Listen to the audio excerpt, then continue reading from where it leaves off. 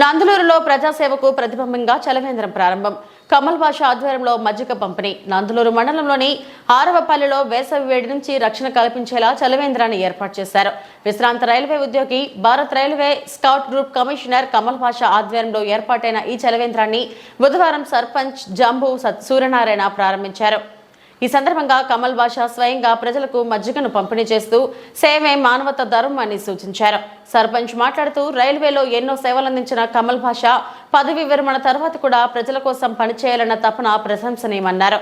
ప్రతి ఒక్కరూ ఇలాంటి సామాజిక బాధ్యతలు స్వీకరించాలని అన్నారు. వేసవిలో ప్రజలకు చల్లటి త్రాగునీటిని అందించాలన్న ప్రభుత్వం అన్ని వర్గాల నుంచి ప్రశంసలు అందుకుంటుందన్నారు.